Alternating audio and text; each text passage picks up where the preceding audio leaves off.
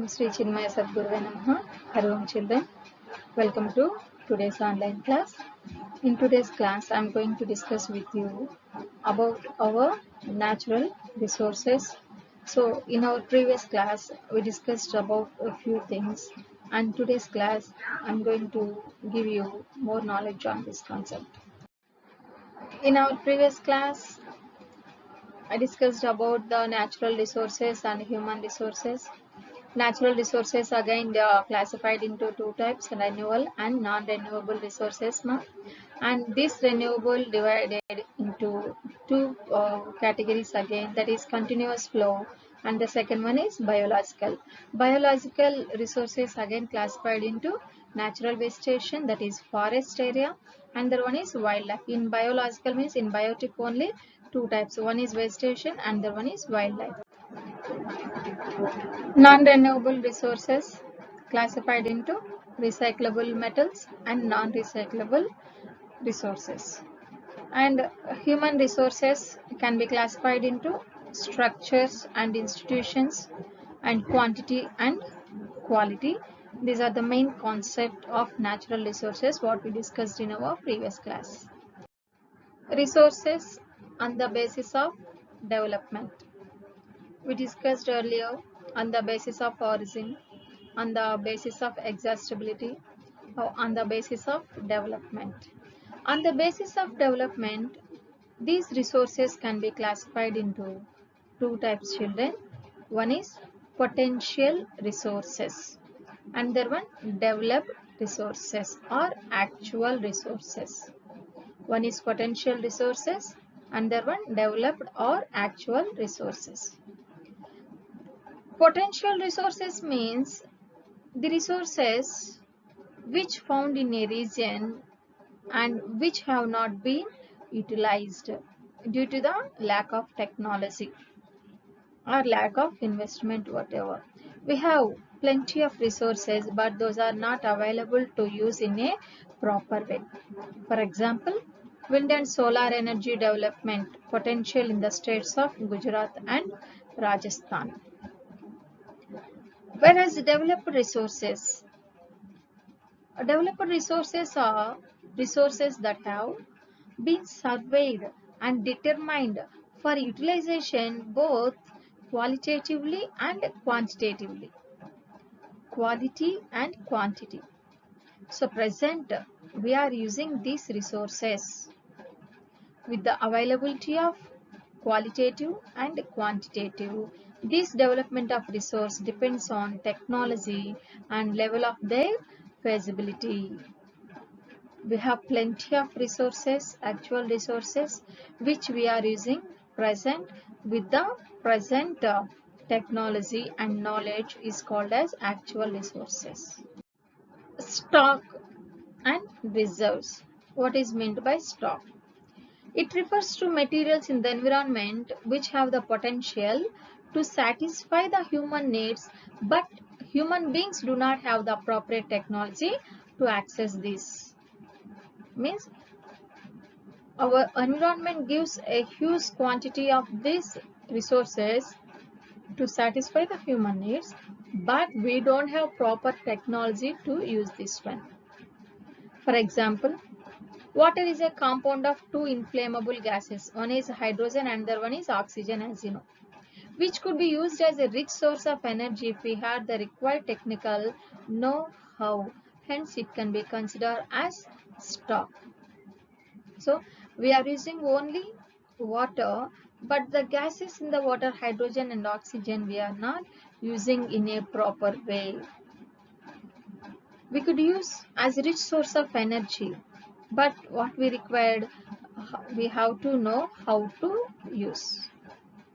Otherwise, it is considered as a stock to us.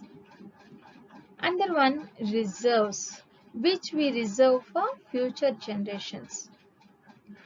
These are the subset of stock which are yet to be put into use with the help of existing technical know-how.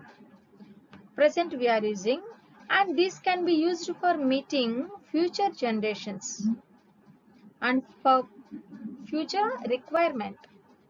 For example, River water can be used for generating hydroelectricity. But presently it is being utilized only a limited extent.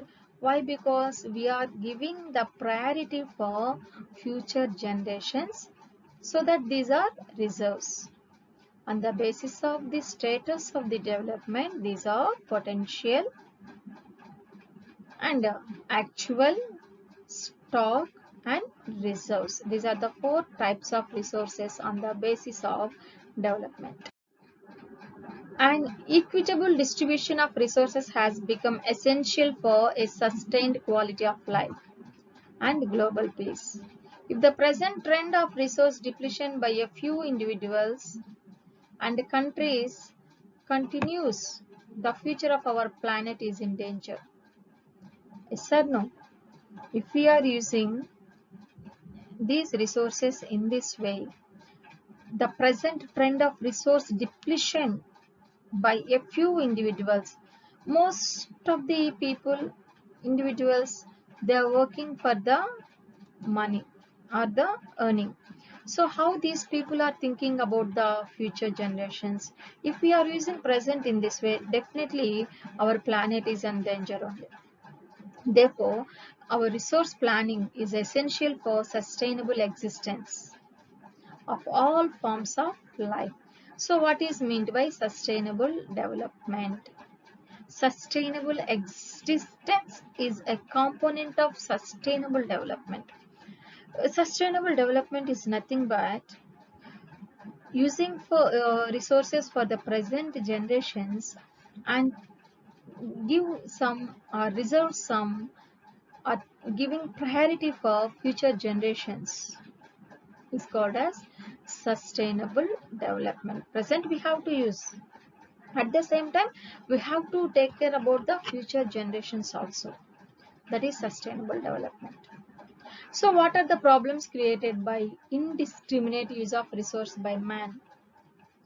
So many resources got depleted. For example, entire forest area. So according to the norms, minimum 33% of the lands have to be reserved for forest area. But in our country, we have only 21% of the lands are reserved for forest area due to the excessive use of the individuals for the purpose of industrial raw material, or for the purpose of industrial constructions, or for the purpose of the houses, settlements to the people, whatever the reason, now we have very less. And resources got accumulated in the hands of few people. The society was divided into rich and the poor. So most of the rich people, they access to more resources, but whereas the poor people are not getting equally these resources. Means the powerful people and rich people, they are using every natural resources for their business or for revenue, not by the poor people. And because of this, what happened? Due to the excessive deforestation causes to global warming. And our ozone layer will be damaging due to the over pollution and environmental degradation or other problems because of the indiscriminate uses of the resources by us. Sustainable development. So what is meant by sustainable development, children?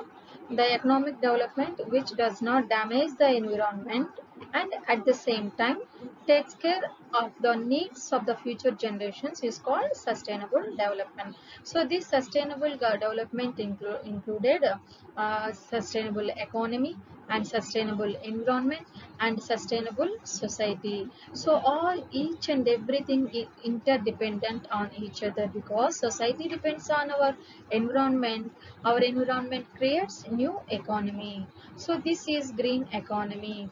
Low carbon growth plus resource efficiency is sustainable development. Understood?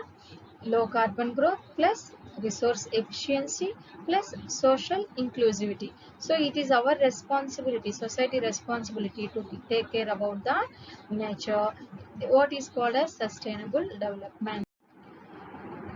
For this sustainable development in the year 1992 Earth Summit held at Rio de Janeiro, that is the place in Brazil.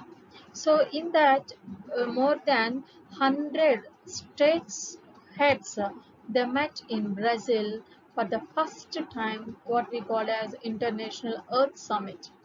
This summit was convened for addressing urgent problems of environmental protection and socio-economic development at the global level.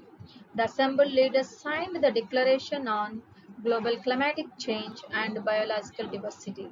The Rio Convention endorsed the Global Forest Principles and adopted Agenda 21 for achieving sustainable development in the year 21st century. So what is the major agenda of this Earth Summit is to maintain socio-economic development at global level. At the same time, they signed on Declaration of Global Climatic Change and Biological Diversity. See children, in 1992 only, they planned for global environmental protection. It is the responsibility of the every nation so to protect our globe. For that, what they made Agenda 21. It is the declaration signed by world leaders in 1992 United Nations Conference on Environment and Development, UNCED. United Nations Conference of Environment and Development, which took place at Rio de Janeiro in Brazil. It aims at achieving global sustainable development.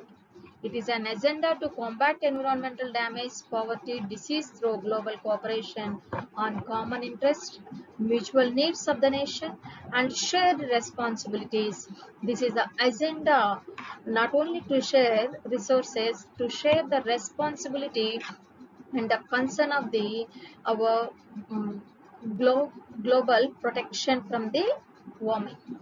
One major objective of the Agenda 21 is that every local government should draw its own local Agenda 21. This means each and every government, either local government or the state government or central government, must have to create their local Agenda 21. And this planning is widely accepted strategy for judicious usage of the resources. Judicious resource of the usage means here very less and very carefully, in one word we call as very carefully we have to use our resources, that is judicially resource using of the resources. It has importance in a country like India, which has enormous diversity in the availability of resources. For example, in our country, a state like Jharkhand, Chhattisgarh and Madhya Pradesh rich in minerals and coal deposits, whereas Arunachal Pradesh has abundant water facilities or resources but lacks in infrastructural development. And the state of Rajasthan is very well endowed with solar and wind energy but lacks in water resources. If you see here, some states are rich in minerals, some states are rich in water, some states are rich in wind and solar energy, but they are lagging in some other. So that our cold desert of Ladakh is relatively isolated from the rest of the country. It has very rich cultural heritage, but is deficient in water because it is a desert, cool desert. But it has abundant uranium resources under the soil.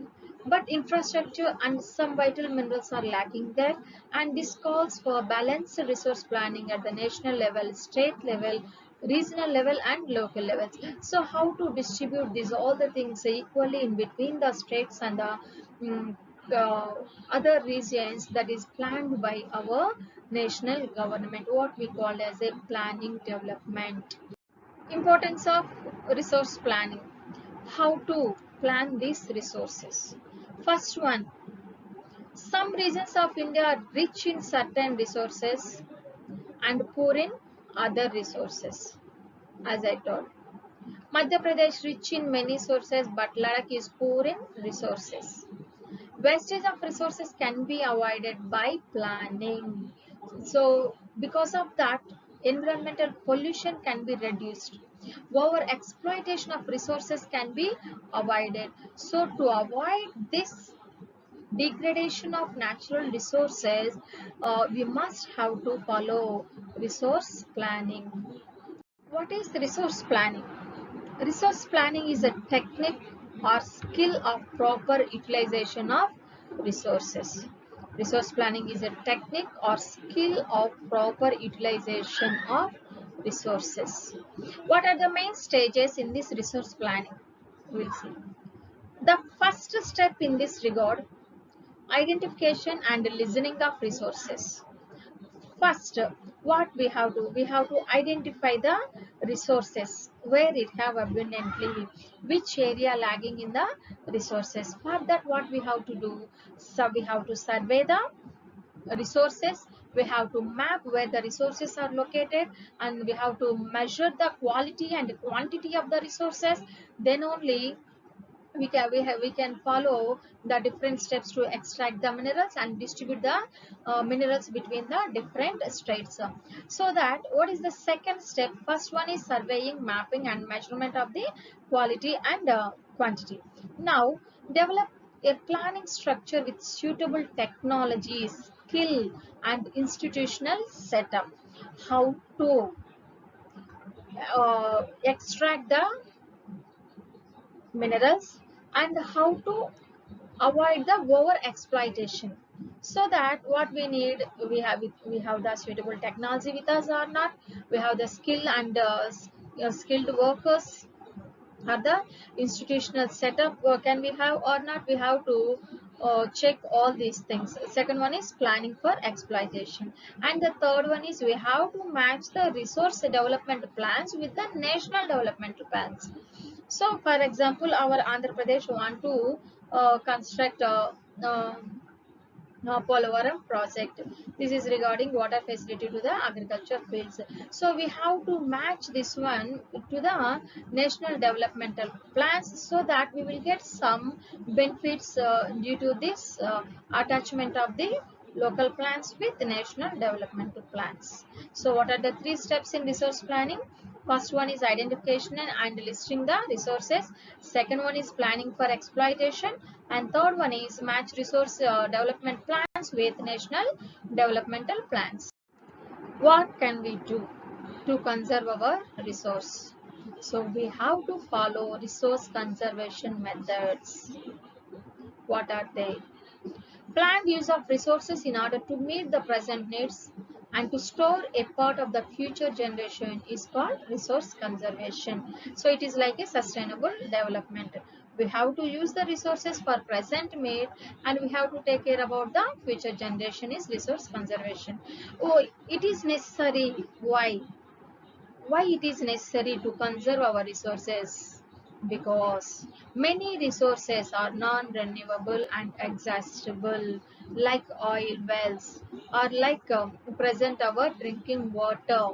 These all are going to be and day to day exhausting, so that if we conserve them now, we can use them for a longer period of time. Understood clearly? If we conserve them, we can use them for a longer period of time. Conservation of resources helps us to reduce wastage, so that it will help in economic progress.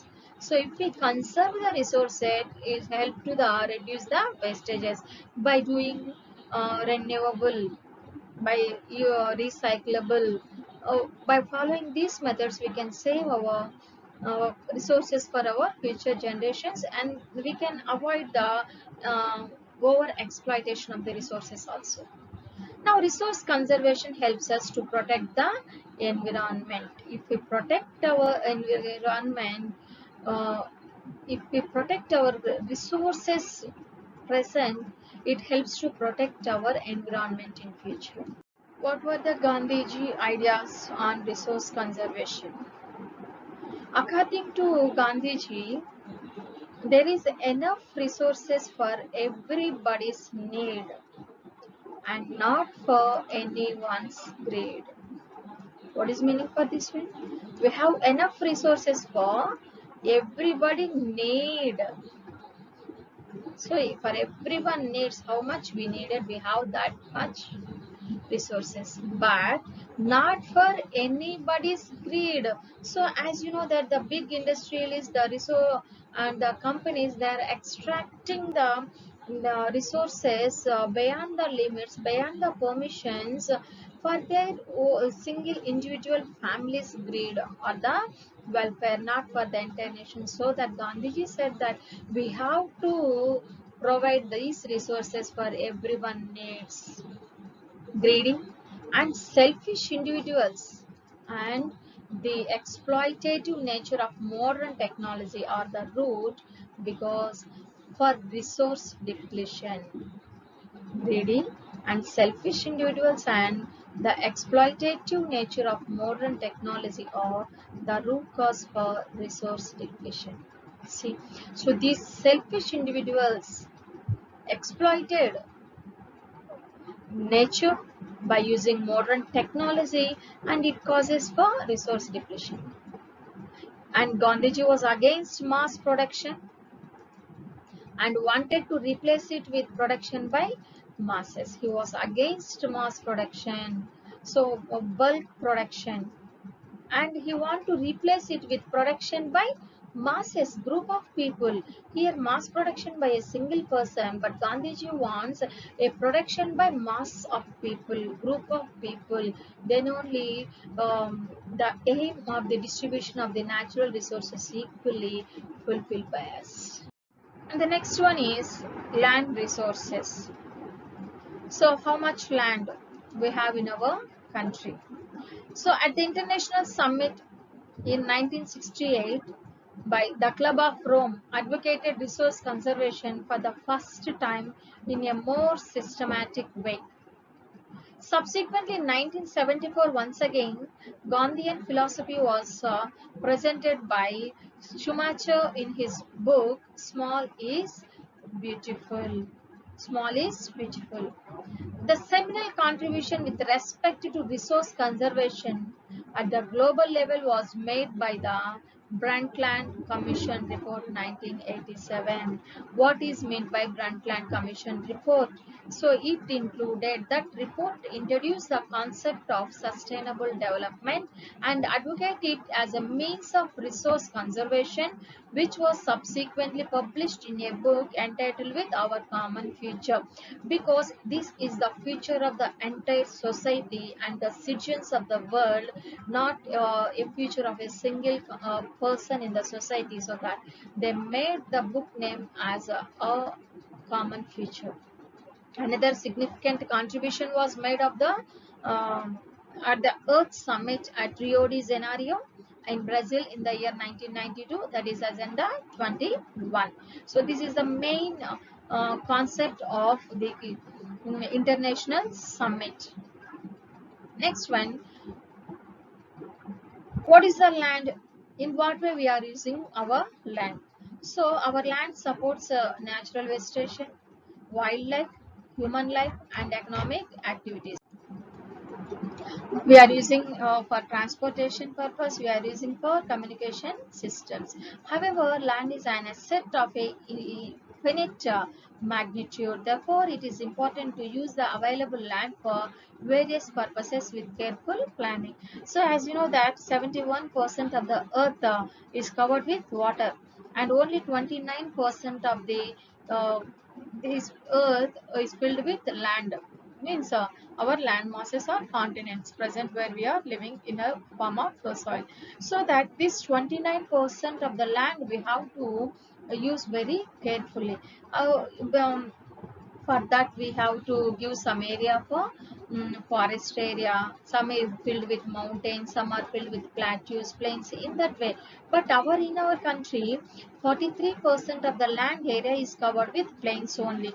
So that because of that, 55% of the Indians they directly or indirectly depends upon the agriculture. So because of the abundant water facilities and the soil type and the plains of the nation supports the agriculture. Mountains account for 30%. 43% land is covered with plains, and 30% is total surface area of the country, and they ensure perennial flow of the some rivers, so that this provides the facilities for tourism and ecological aspects. What about the rest of the 27% of this area of the country is plateau region?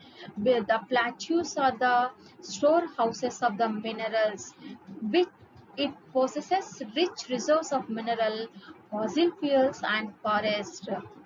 Okay, so 43% land is covered with plains, and 30% is covered with mountainous area, as well as the rivers, and the 27% of the area of the country is filled with plateaus. This is land utilization pattern in our country, children. Once you observe, so 43% are plains, and 30% are the mountains and riverine areas, and the 27% is here plateaus. That is the land distribution pattern. Now, how we are using these lands are distributed into different types. What are they? Forest area. Second one, land not available for cultivation. Again, this one classified into barren lands and wastelands. These wastelands are not useful for cultivation. And the second part in that, land put to non-agricultural uses. For example, for construction of the buildings, roads, factories, etc. So, land not available for cultivation is classified into wastelands, and the one is non-agricultural uses.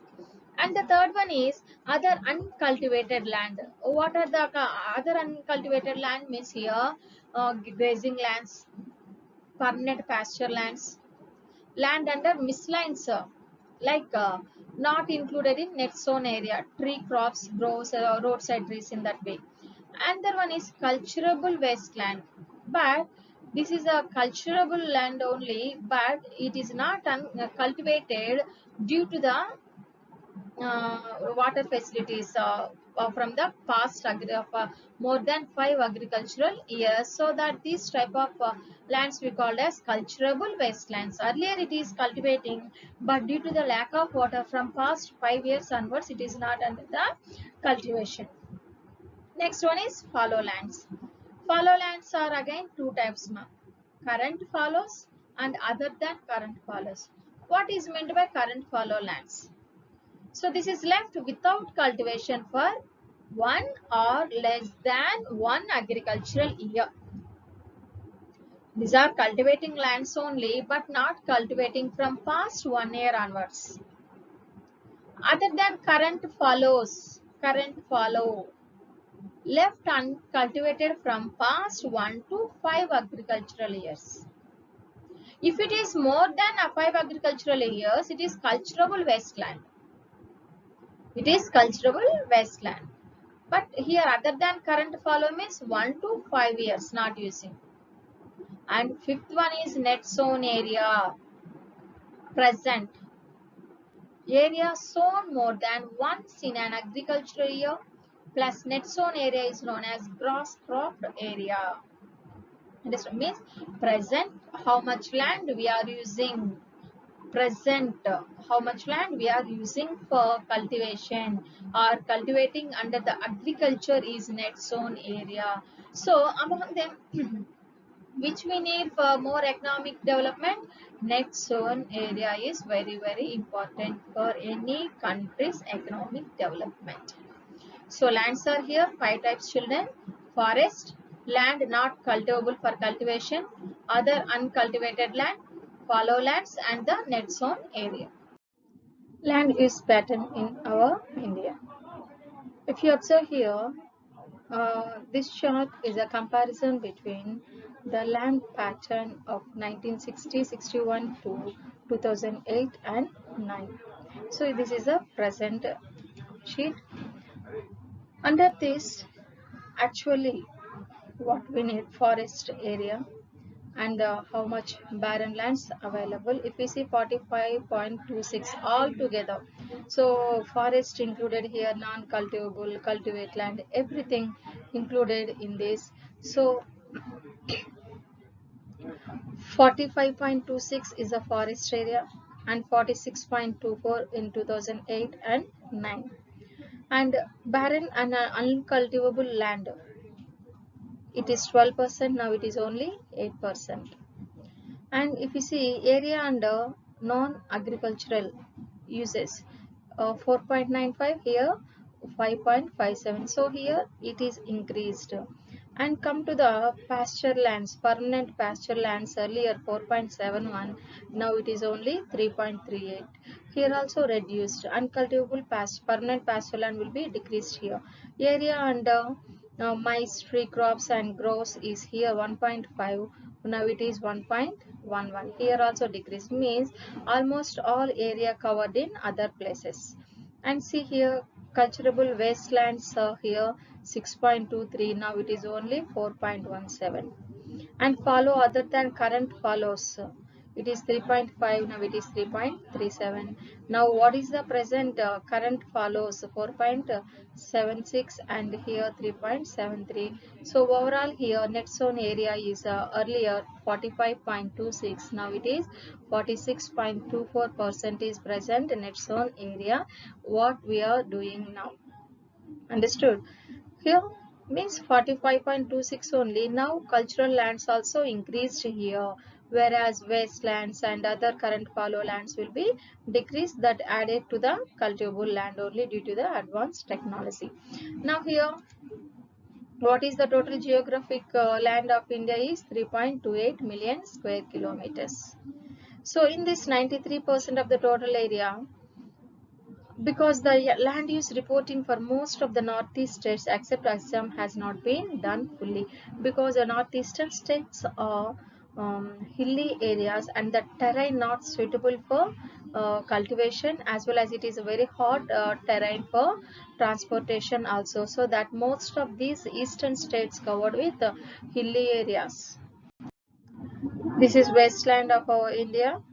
So total 328 million hectares is about 162 million hectares are present in agriculture land, means 51% of the land is under the agriculture as of 2015. And this 4% is pasture land and 21% is forest land and 24% is wasteland. See what is the forest land here, only 21%, but as per norms minimum 33% of the land should be under the forest area. Here the land under the permanent pasture has also decreased. How we are able to feed our huge cattle population on this pasture land, and what are the consequences of it? Most of the other than the current fallow lands are either of poor quality or the cost of cultivation of such land is very high, so that hence these lands are cultivated once or twice in about 2 to 3 years, and if these are included in the net zone area, then the percentage of net zone area in India comes about 54% of the total reporting area. Present only 51% is under the cultivation. Now the pattern of net zone area varies greatly from one state to another state. For example, based on the plains, in our Andhra Pradesh, most of the lands are suitable for agriculture. All coastal states are suitable for agriculture. Whereas in Telangana, only few areas are available for cultivation. So in this way, 80% of the total area in Punjab is suitable for net zone area, whereas in Arunachal Pradesh, Mizoram, as I said, eastern states with hot terrain of forest area, dense forest area, as well as the hilly areas, Arunachal Pradesh, Mizoram, Manipur and Andaman Nicobar Islands, only 10% of the area suitable for agriculture, so that this agriculture lands also differ from the state to state. If we say here in Rajasthan, uh, 84,929 square kilometers under the wastelands because of the desert area. Like Jammu and Kashmir, 75,436 square kilometers because of the Himalayas. And Madhya Pradesh, 40,113 square kilometers under the wasteland due to the plateau. And if in Maharashtra, due to the Western Ghats, 37,831 square kilometers under the westland. If you see Andhra Pradesh, 37,297 square kilometers in the form of the Rayalaseema hilly areas, and some parts of the eastern Ghats in Chittoor district causes to these wastelands. Whereas in Himachal Pradesh 22,348, in Gujarat 20,000, and in Odisha 16,000, in Arunachal Pradesh 14,000 based on the area of the state. In Karnataka 13,031 square kilometers under the wastelands now. So if we are using these all lands, it is useful for agriculture, then we can able to produce more and more agriculture goods. What are the main reasons for land degradation? If you see here, these all are causes for land degradation. This is what we call as scrub area, 65,000, and here 7% is barren and rocky area, and here 17% degraded forest. Degraded means that forests are not useful for us. That is degraded forest. And degraded land under plantation 2%, and degraded pasture lands are nothing, and 29% are gullies and riverines land. So these are the different percentages that we are that causes to different land degradation, and how to conserve our land from the degradation.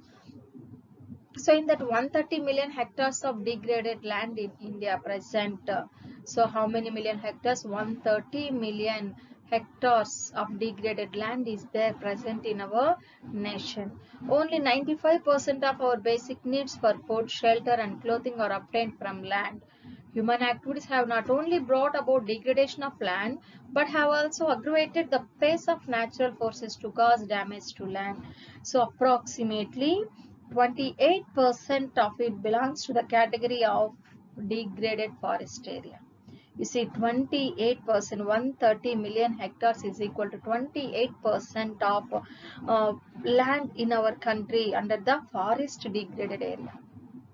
So means full-fledged land is not useful to us in our country because of different reasons here. And if you see, 56% of it is water eroded area, and the rest is affected by saline and alkaline deposits. Saline, so like our sand, and here because of alkaline deposits we are not able to cultivate those places. And some are due to the human activities like deforestation, overgrazing their animals, or mining and quarrying to have contributed significantly in land degradation. So because of overgrazing, because of the factories, so poisonous water released into the rivers and other water bodies, and deforestation and quarrying mainly causes to land degradation nowadays. Mining sites are abandoned after excavation work is completed, leaving deep scars and traces of overburdening. Especially industrial states like Jharkhand, Chhattisgarh, Madhya Pradesh, and Odisha, as you know, due to the Chota Nagpur plateau occupied in these states, and they are giving enormous resources. Uh, Iron ores to the nation, but even though it causes to excessive mining causes to land degradation. In states like Gujarat, Rajasthan, Madhya Pradesh and Maharashtra, what is the main reason here? Overgrazing.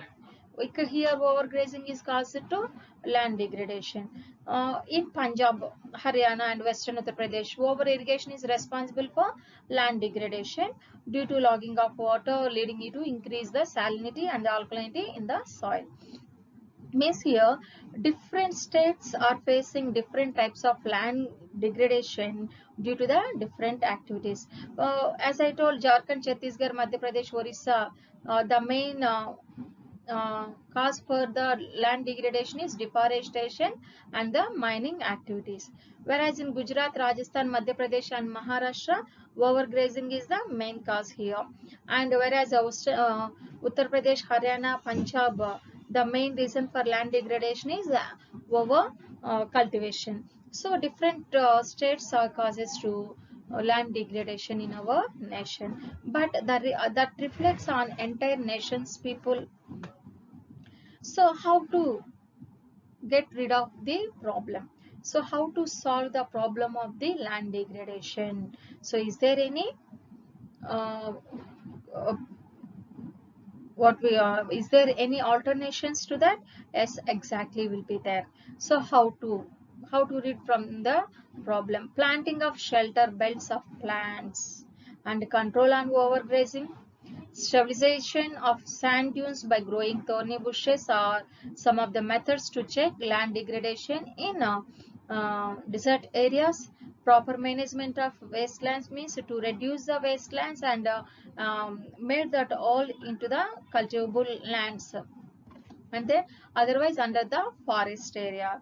And proper discharge of the industrial wastage into the river water bodies are into the soil after the treatment. So we have to remove all the dust particles and the harmful particles from the waste, and we have to use the waste management programs before releasing into the water. And it causes to industrial and suburban areas. Only these are the main areas which suffers due to the land degradation.